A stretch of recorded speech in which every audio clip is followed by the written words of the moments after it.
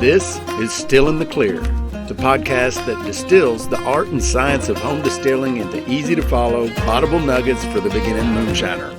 This information is for education and entertainment purposes only. You could even call it fiction if you want to. Home distilling may be illegal in your area. I'm your host, Cyrus, and I'm just a guy that lives in the woods and likes to make shine. So let's get into it.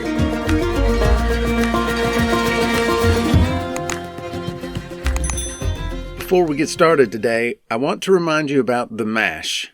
The Mash is our free bi-weekly newsletter that's delivered straight to your inbox. Each issue is packed with all kinds of useful moonshine stuff. You don't want to miss it. So go sign up at stillintheclear.com/newsletter. I'll put a link in the show notes. Just click on that link. It'll take you right to the page where you sign up. Just leave your name and your email. That's all you got to do, and that automatically signs you up.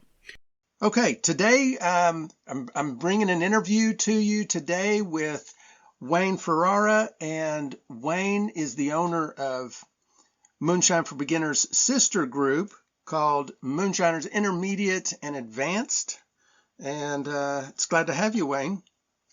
I'm glad to be here. So, how long have you been on MeWe? MeWe, it's been almost about a year now. Oh, okay. So, yeah. And then you started the group, I guess not long after you joined MeWe then, because it's been around a while. Yeah, it was probably about 3 or 4 months after I joined MeWe, and I saw the different groups there. And actually, I was a member of your group before I actually started my own group. Yeah. And then what I like about it is that,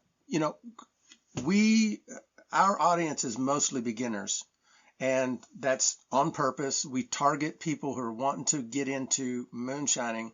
But then, after you've been in our group for a couple of months, you start to notice that the same questions are being asked continuously because there's always new people coming in, and the new folks ask the same questions. They all do. And that's what we're there for. But then after you've been there a while, and after you've made a few runs and got a few runs under your belt, you want to learn some more stuff. You don't want to learn the same things you've been learning. And that's why I like your group, because it's kind of like a step from, okay, now I've got my feet wet and I've made a few runs. Let's join this group over here, where I can learn some more, a few more tricks and kind of get a little deeper into the hobby. Right. Yeah. So what was your path to distilling? How did you get to distilling your own spirits? Well, I started reading up on it a lot, and then, actually got off my butt and decided I wanted to buy a still. And then when I was looking online for some stills, most of the companies I was looking at were saying that it would take a year to get a still. And the fact that I've been working with metal most of my life, in construction and whatnot, I decided, well, if I want a still, I either got to wait a year or I got to make my own. So I decided to make my own. And then that's when the experimentation started. And, it's kind of one of those hobbies that once it latches onto you, just, it doesn't want to let you go. That's right. It quickly becomes an obsession. Yes, absolutely. So that's how that started. And then naturally, I like rum. I'm not much of a whiskey guy, but I at the same time wanted to know how to make it, because I want to be well-rounded. So I, started out actually making whiskey and bourbon with grains, and then I moved on to rum, and then kind of perfected that. At least that's what I'm told, based on a few people who tried my recipe. Right. So then after that, I wanted to try some wines, and I made some wines and had some people taste some of the wines that I've made, and turns out I'm good at making wines too. So here we are. Oh, that's interesting. So you didn't start at wine.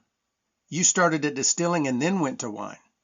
Yes. That's backwards from most people. Most people will start with wine or beer, and then they'll go to distilling. Yeah. So that's pretty interesting. Yeah, I used to drink a lot of beer when I was younger, and beer has a tendency to put a weight on you. When you're young, it doesn't matter, but when you get older, that beer puts a lot of weight on you, which is one of the reasons at my age I didn't want to be playing around with any beer because I'll be drinking it, and before I know it, I'll be big as a house. Right, right. So rum is your favorite spirit then?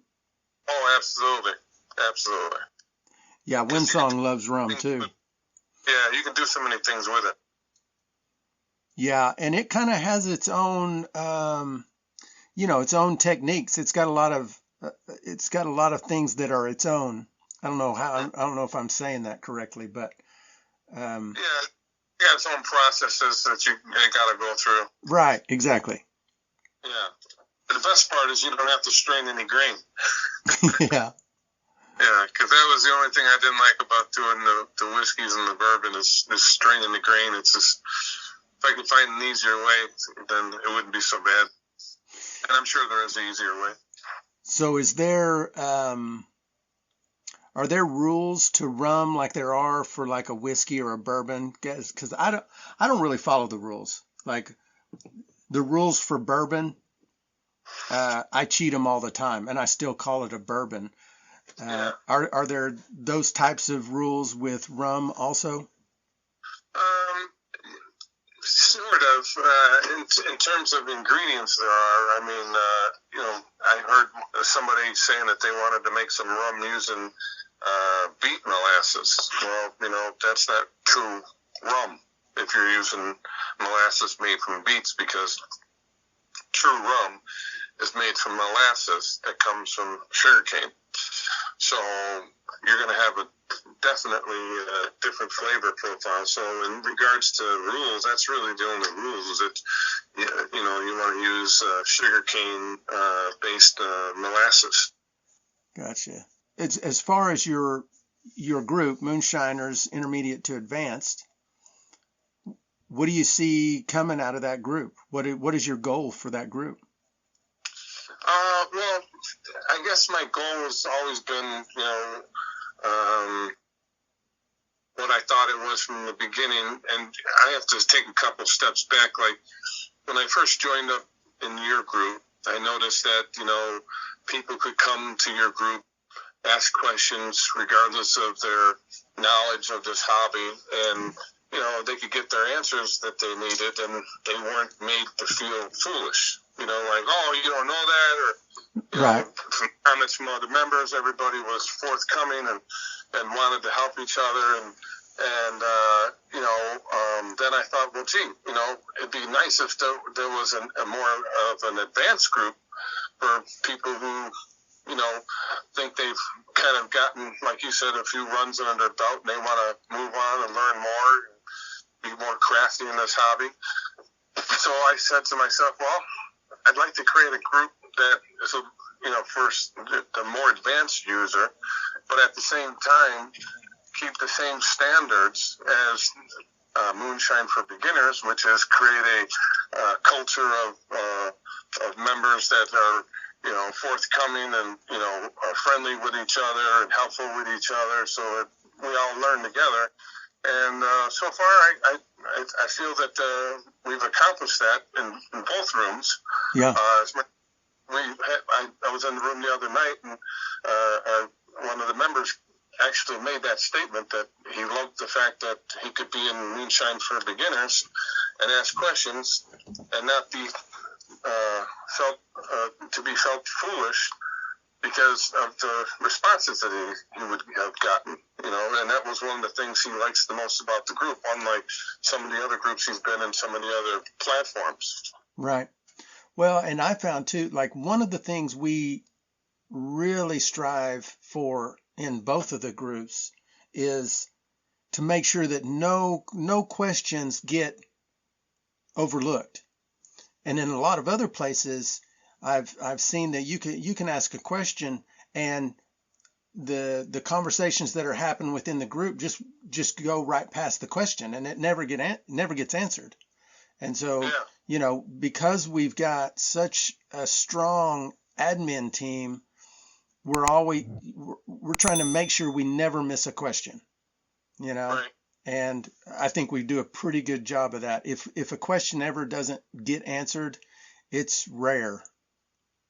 And then the other thing I've noticed too with the admins, I don't think anybody specifically told them to do this, but it's something that I see most of the admins do, is that if somebody asks a question and they're unable to answer it, they'll come out and say, listen, I'm unable to answer that question for you, but I know somebody who can, and I will get the answer for you. Yeah, or tag them.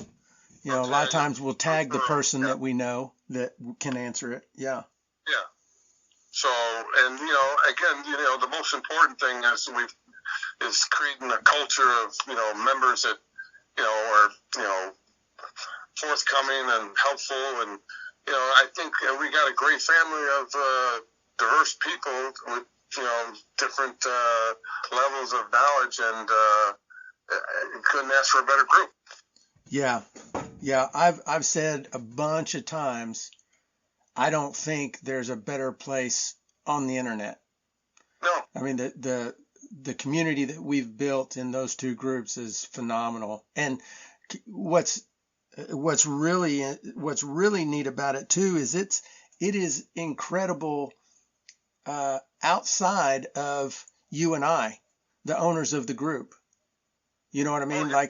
Like I could disappear from that group and you could disappear from that group and those groups would remain.